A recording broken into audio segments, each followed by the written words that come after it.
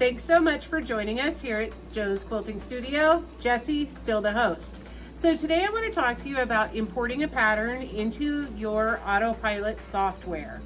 We're still working on our INNOVAs. I have my AutoPilot software already booted. I get called a lot about how to import a pattern.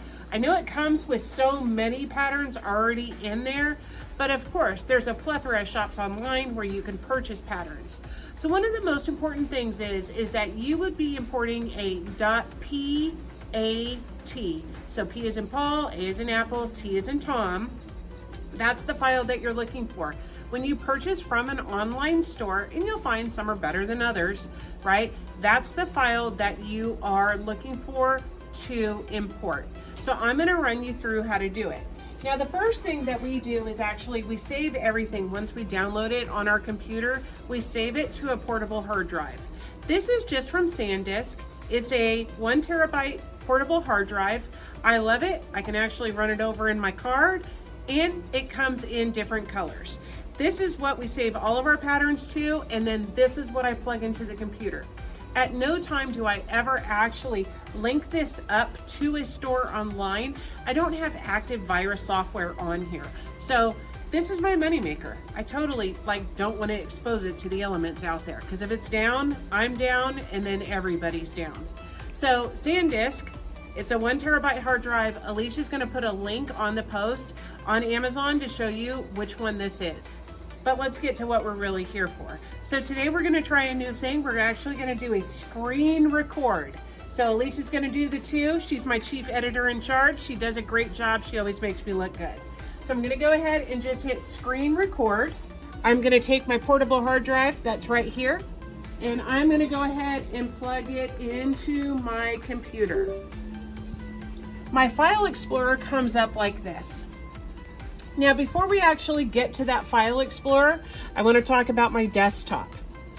So over here, I actually have a folder that I made on my desktop. It's called New Patterns. And I do that because when I'm in the AutoPilot software, it doesn't list them in alphabetical order anymore.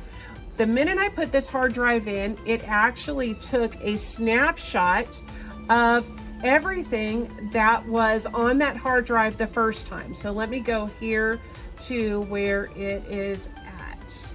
It's here under my D drive. And so you see it's in alphabetical order, but I'm gonna zoom down here to the bottom, and all the new stuff is no longer in alphabetical order, okay? And so it makes it difficult to find, especially when you have like over 5,000 downloaded things that are all out of order.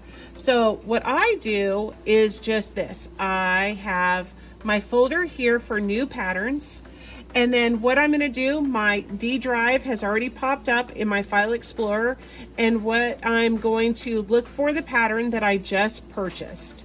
Okay, and that pattern was called plaid. I'm just going to do a search. I don't want to search through all of that. I'm going to go P-L-A-I-D, plaid. There's plaid right there. I'm going to double click on that, plaid edge to edge. And again, I'm looking for the P-A-T. Here it is right here, P-A-T. I'm going to click this, and then over here in my file explorer, I'm just going to drop this in new patterns. And you want to make sure it's highlighted. Look behind there how it's blue and highlighted. That means that folder will be active, and then I'm going to release, and it drops it into new patterns. I'm done with all of this now. So now I'm going to go back to my AutoPilot software. I'm going to go up here to Library, Import Pattern, right there. Now I need to get out of all of this mess because that's a lot of information. But what's not a lot of information is this tiny little thing under desktop that says New Patterns. And just look how many are there. Kitty Love, which I just imported, and plaid. So instead of searching through 5,000 things, I'm only searching through 2. Now I can also check this where it says hide imported, and then I only have 1 thing. Then that's kind of neat, right?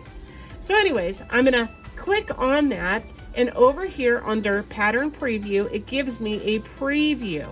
But that's not all, because right under that is files to import. There's nothing here. So if you were to hit import right now, it does nothing for you. You actually have to double click. And it does say double click files to add to import. So reading is a skill. We've all got to do it. You're going to double click it. You have got the preview here, and now you have the file name. So now's a great opportunity for you to assign tags to them. So I'm looking at this, it's a geometric pattern. So I am going to hit edge to edge, and then I'm going to go here to geometric. The other thing is, maybe, I think we got this from My Creative Stitches. If you want to have a tag with My Creative Stitches, you can just add it here, create tag. So My Creative Stitches. And then create tag, and there it is. But look, it's right here on the bottom. If you right click anywhere on your tags, you can rename them or sort them alphabetically. Okay, so let's see, now it's alphabetical. I can click that, My Creative Stitches, and import. You can also import multiple patterns at a time, but remember, you do need to click off of what you don't want when you're importing multiple patterns. Once you have it actually imported, it changes to green right here, and it says that it's imported. If it doesn't say it's imported, it's actually not in there. Now, this is called plaid. So one of the things that I can do now is I can come now to my pattern library here, and I can do a search just by 3 letters, PLA, and everything that has those 3 letters right next to each other is going to come up. And that is this one from ABM, Airplane Meander, Splash, and look, there's my plaid right there. I can also, because I did write the correct tags on there, I can do it by tag, and I can come down here and look geometric, and then any check tag, only geometric selected. I'm going to hit search. Let me get this out of the way, and then it would be somewhere here in alphabetical order, practically, almost, absolutely plaid right there. And that is how you import a pattern. Once you have your pattern, you're going to double click on that. I'm going to hit close, and here it is in my pattern pad. And that's all there is to it, folks. Now you know.